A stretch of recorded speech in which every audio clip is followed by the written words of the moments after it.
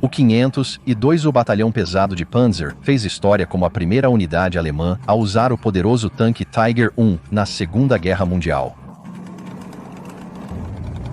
Implantado na brutal Frente Oriental, o batalhão se tornou uma das unidades de tanques pesados mais bem-sucedidas da Alemanha, destruindo 1.400 tanques inimigos e 2.000 peças de artilharia.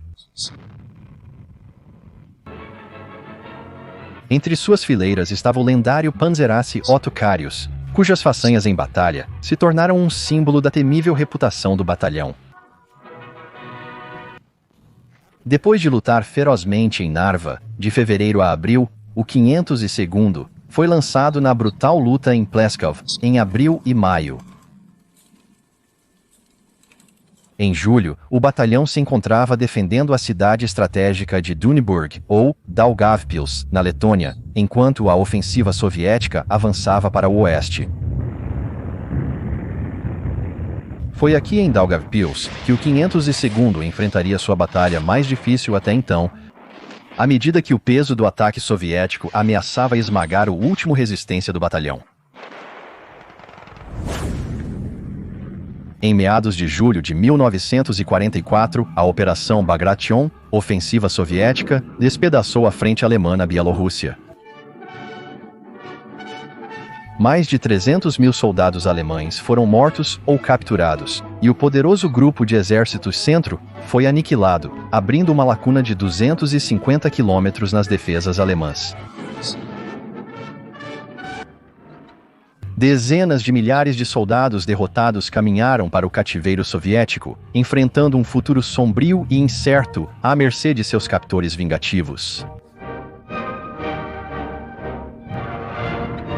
Enquanto o rolo compressor soviético avançava para o oeste, em direção à Letônia, Estônia e ao coração da pátria, o pânico tomava as fileiras alemãs. A cidade letã de Daugavpils era um cruzamento vital, uma linha de vida para as forças alemãs do norte. Se os soviéticos a tomassem, o grupo de exércitos norte seria cortado, com consequências desastrosas para a Alemanha. Manter Daugavpils era crucial para os alemães, que freneticamente canalizavam reforços para a região. Vagões de carga chacoalhavam pela cidade, descendo para Termonte ao sul, lotados de inúmeras divisões de soldados exaustos. O segundo corpo do 16º Exército recebeu reforços essenciais do 18º Exército, do Grupo do Exército do Norte. Junto com a infantaria fresca, foram reforçados por canhões de assalto, baterias antiaéreas, normalmente usadas contra aeronaves, mas agora mirando alvos terrestres, e batalhões de artilharia pesada. As unidades de combate alemãs mais formidáveis do 16º Exército eram as companhias 502 e 3ª equipadas com seus colossais tanques Tiger. Os grandes atiradores chegaram de 4 a 6 de julho, preparados para combater o avanço soviético com seu poder de fogo imbatível e blindagem espessa. A tripulação acampou, aguardando os engenheiros reforçarem as pontes para suportar suas máquinas de 56 toneladas. Com a aproximação dos soviéticos, os Tigres logo enfrentariam um de seus maiores desafios. Os primeiros confrontos por Daugavpils irromperam nas aldeias espalhadas aninhadas entre as colinas, lagos e terreno pantanoso a leste e sul da cidade. A 132ª Divisão de Infantaria, na margem sul do Rio Divina, suportou o impacto inicial do assalto pelo 6º Exército de Guarda soviético. Num instante, os soldados de infantaria caíram no chão, enquanto as metralhadoras soviéticas e alemãs rugiam a quase queima-roupa. Granadas voavam pelo ar de ambos os lados, explodindo com força mortal. Invisíveis para os soviéticos, duas armas antiaéreas alemãs de 20 mm se posicionaram sorrateiramente na floresta, atrás dos alemães presos. Os disparos estalavam no ar, estourando acima das cabeças dos soldados. O poder de fogo avassalador era demais para os soviéticos. 100 deles se dispersaram em pânico e foram forçados a recuar. No dia 9 de julho, às 1000 horas, o Batalhão Tigre recebeu ordens urgentes para correr em auxílio da divisão de infantaria. O sol escaldante do meio-dia batia nos tigres, aquecendo seus cascos de aço, enquanto a poeira entupia seus motores e desgastavam os mecanismos. Dos 22 tigres que chegaram, somente 8 estavam inicialmente prontos para combate. Porém, à meia-noite, as equipes de reparo conseguiram reativar mais 4. Os tigres rugiram em ação, destruindo armas antitanque e morteiros soviéticos. Mas a infantaria alemã falhou em limpar as florestas, expondo os tigres às unidades de combate corpo a corpo soviéticas. Devido a essa negligência, 2 tigres foram derrubados, sofrendo golpes na cúpula do comandante e na torre. O ataque foi forçado a parar, pois avançar pela floresta sem o apoio da infantaria provou ser muito perigoso para os tanques.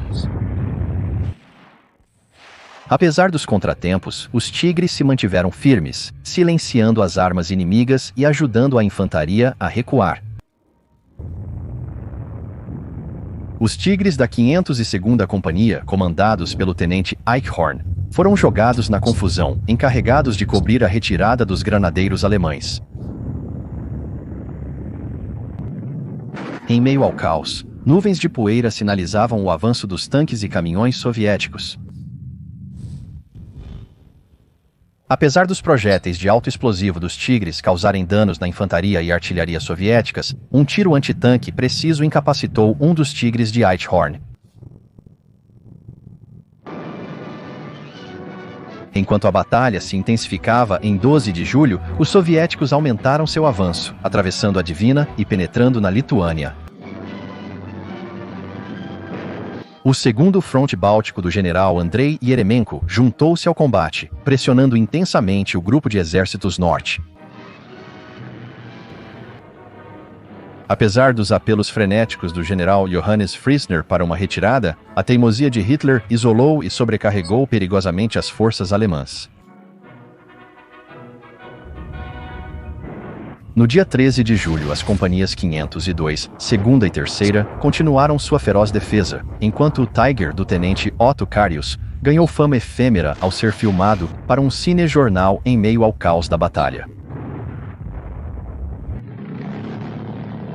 Contudo, os soviéticos mantiveram a pressão, utilizando a infiltração de sua infantaria e implacáveis ataques de tanques. Em 14 de julho, os Tigers mantiveram sua posição contra probabilidades esmagadoras, enquanto os avanços soviéticos continuavam a abalar as linhas alemãs. Até o dia 15 de julho, com os soviéticos cortando as defesas alemãs, o tenente Karius liderou um contra-ataque, apenas para enfrentar um devastador bombardeio de artilharia soviética que forçou uma retirada. Apesar dos esforços heróicos e sucessos notáveis em manter e recapturar posições, os Tigers sofreram perdas significativas e o avanço soviético persistiu. Os contra-ataques alemães em 18 de julho, envolvendo a 81ª Divisão de Infantaria e apoio adicional, lutaram contra as bem entrincheiradas defesas antitanque soviéticas. Apesar de alguns ganhos notáveis dos Tigers, o impacto geral dos contra-ataques permaneceu limitado. No entanto, os esforços defensivos alemães firmes, reforçados pelos formidáveis Tigers do 52º, conseguiram paralisar o implacável avanço soviético. Durante 2 semanas de combates intensos, os Tigers alegaram baixas significativas, incluindo 63 canhões antitanque e 11 tanques, mas a batalha não estava perto do fim.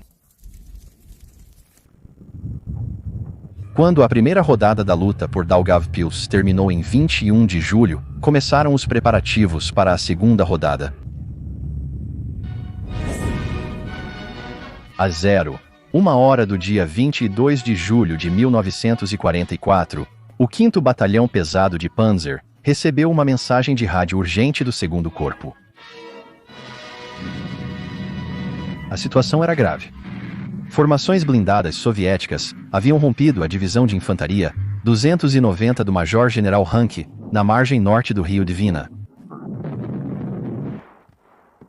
As tropas alemãs em retirada recuavam para Isalta, exaustas e desmoralizadas. A entrada de um diário de um soldado capturou a dura realidade. Estamos exaustos, incapazes de nos reconhecermos. Rostos bronzeados e empoeirados exibem sulcos incrustados de suor. Barbas curtas sujas de suor estão coladas. Não dormimos há dias, a poeira queima em nossas gargantas. Ninguém fala. Conforme o amanhecer chegava, o perigo aumentava. Soldados de infantaria aterrorizados falavam de até 100 tanques soviéticos avançando com força. O general alemão von Mellenthin descreveu os tanques e táticas soviéticos durante esta fase como uma ferramenta afiada, manuseada por comandantes audaciosos e capazes, marcando-os como a força ofensiva mais formidável da guerra. Em resposta, os alemães mobilizaram todas as armas antitanque disponíveis, canhões de assalto, unidades de flak e tanques Tiger. Com o nascer do sol, o palco estava pronto para um encontro épico entre os defensores alemães e os avassaladores atacantes soviéticos. A primeira companhia do 502º, sob o comando do tenente Eichhorn, foi a primeira a responder. Às 5 horas, Eichhorn, comandando 4 Tigers, chegou ao nordeste de Daugavpils e seguiu para Isalta para reconhecimento e coordenação com o 290. Uma hora depois, o tenente Hans Bolter, detentor da Cruz de Cavaleiro, seguiu com mais 6 Tigers, engajando e destruindo 6 T-34 soviéticos, várias armas antitanque e caminhões de suprimentos. Apesar do sucesso, 2 Tigers de Bolter foram perdidos.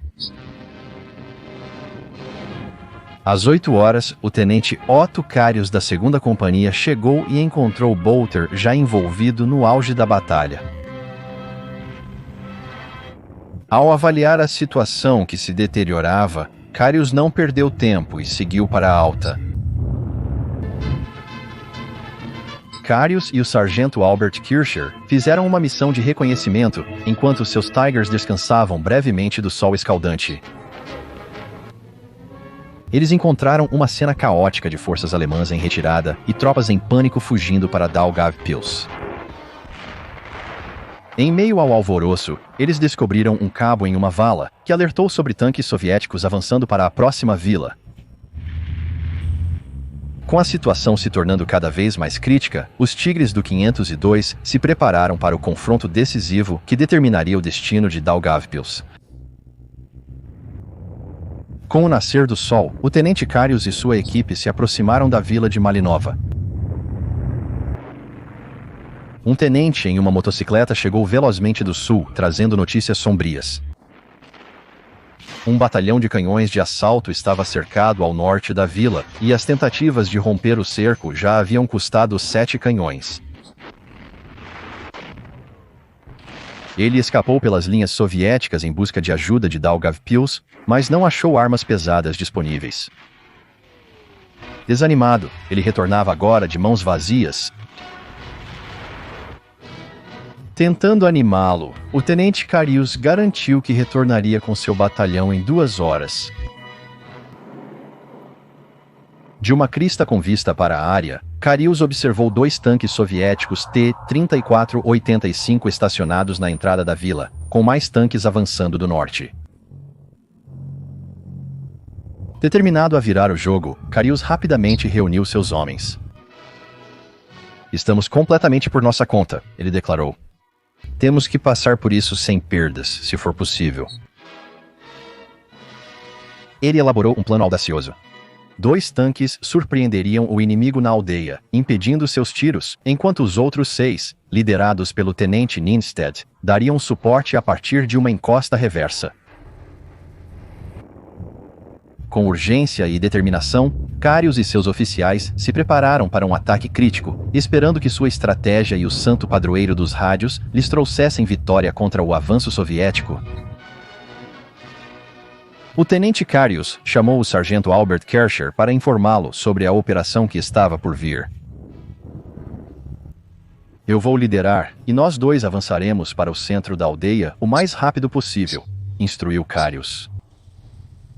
"Você cobrirá a retaguarda enquanto me concentro na frente.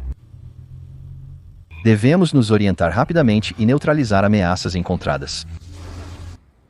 Espero pelo menos uma companhia de soviéticos na vila, a menos que mais reforços tenham chegado."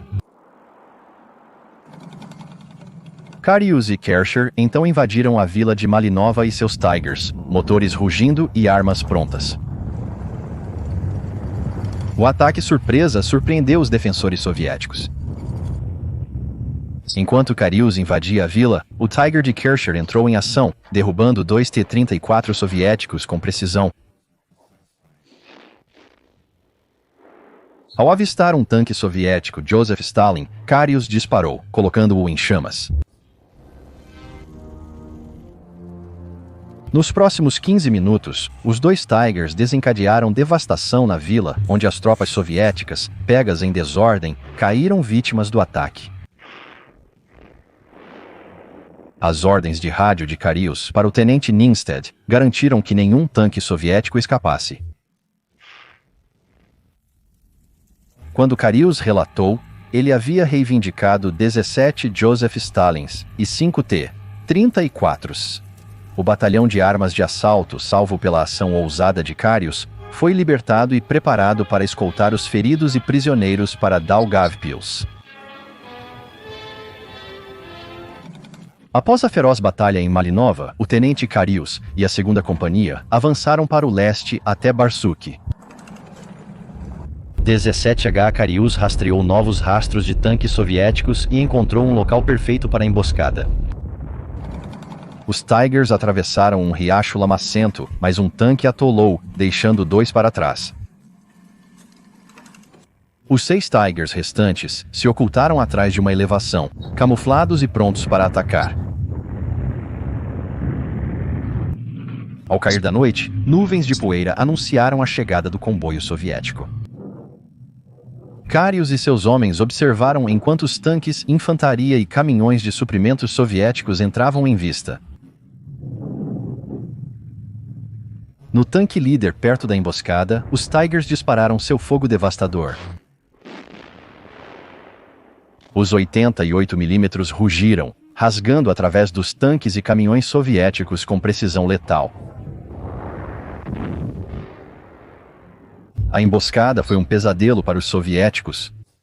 O gelo explodiu, caminhões colidiram e a infantaria, paralisada pelo medo, fugiu em caos. Enquanto Carius estava em meio ao caos, ele sentiu uma satisfação sombria o envolver, enquanto o céu escurecia com a espessa fumaça e os restos da destruição em chamas o cercavam. No final, 28 tanques soviéticos e vários veículos foram destruídos, desferindo um golpe poderoso que deixou os soviéticos com muito a ponderar.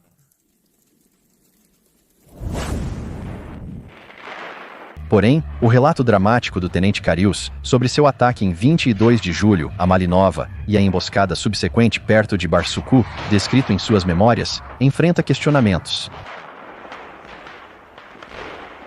Carius afirmou ter destruído 23 tanques soviéticos, incluindo modelos pesados de Joseph Stalin, mas o relatório pós-ação do Major Schwanner, também apresentado na biografia de Carius, Tigers in the Mud, contradiz isso.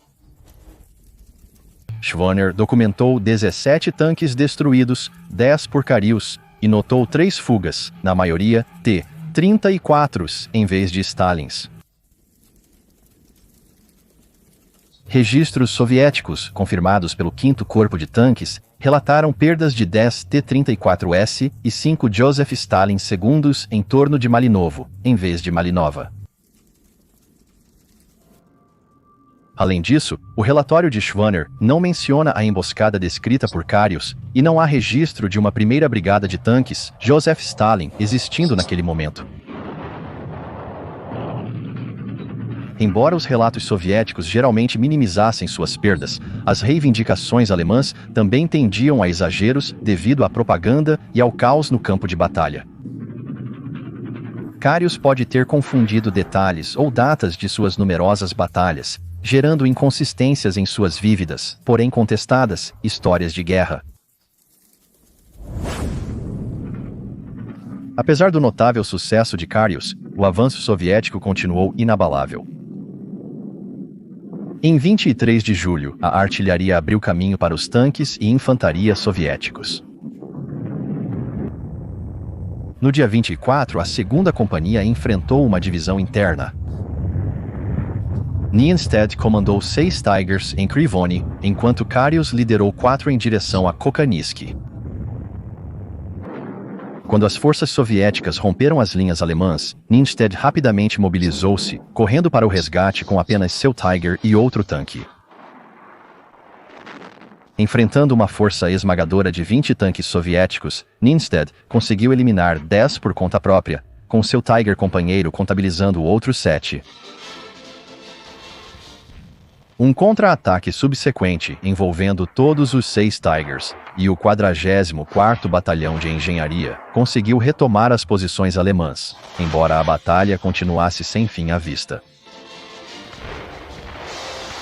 Enquanto o tenente Nienstedt comemorava um dia triunfante, o tenente Otto Carius enfrentava um encontro quase fatal. Abandonado sem seu Kubelwagen, Carius estava fazendo reconhecimento à frente em uma motocicleta quando tiros irromperam de uma fazenda próxima. Baleado várias vezes, Carius estava à beira do desastre, mas foi salvo pela chegada oportuna de tigres de sua própria companhia. Levado às pressas para um local seguro, Carius teve uma recuperação notável, passou a comandar os novos Jagd Tigers e ganhou as folhas de carvalho para sua cruz de cavaleiro por suas impressionantes conquistas em combate. Mesmo com a partida precária, os 502º mantiveram-se em um combate intenso. Em 25 de julho, apesar de suas lesões, o tenente Nienstedt persistiu, auxiliando o regimento de granadeiros 503 em sua tentativa de retomar Malinova, destruindo 2 tanques e 3 canhões anti-tanque. Enquanto isso, perto de Auskaliani, o tenente Eichhorn liderou um contra-ataque onde seus tigres destruíram 16 tanques soviéticos em uma batalha de curto alcance sem perdas. Os combates se intensificaram em 26 de julho, com as forças soviéticas lançando ataques ferozes. Apesar de destruir mais 12 tanques e um ISU-122, os tigres sofreram grandes perdas. 2 tigres foram destruídos, um com a tripulação ilesa e o outro com 3 mortos. Eichhorn, recuando sob fogo pesado, lutou através de uma barragem de armas antitanque. Apesar da armadura resistente, os tigres foram incapacitados de prosseguir lutando devido aos danos severos sofridos. Com o aumento da pressão soviética, a defesa alemã nas linhas de frente do segundo corpo começou a fraquejar. Com a terceira frente báltica se unindo à ofensiva contra o grupo de exércitos norte, mais de 80 divisões soviéticas atacaram sem cessar as exaustas tropas alemãs, que combatiam há meses. Em 26 de julho, decidiu-se abandonar Daugavpils. Até 29 de julho, os alemães recuaram, estabelecendo novas linhas de frente provisórias. No entanto, o colapso inevitável veio no dia 1º de agosto, quando a primeira frente báltica soviética alcançou o Golfo de Riga, cortando 30 divisões do grupo de exércitos do norte, no norte da Letônia e Estônia. O 52º Batalhão Panzer foi destruído nos combates próximos a Daugavpils. Segundo Carius, só um Tiger alcançou o rio Divina, e os tripulantes sobreviventes tiveram que nadar para cruzá-lo depois de abandonar os tanques. O batalhão nunca se recuperou dessas perdas, pois seus tanques restantes foram perdidos aos poucos. Eichhorn e Ninstedt foram feridos e substituídos por oficiais menos capazes, encerrando a eficácia do batalhão. Uma vez que a resistência temporária do 502º terminou, o rolo compressor soviético retomou seu avanço para o oeste, superando as defesas alemãs e se aproximando cada vez mais do coração do Reich.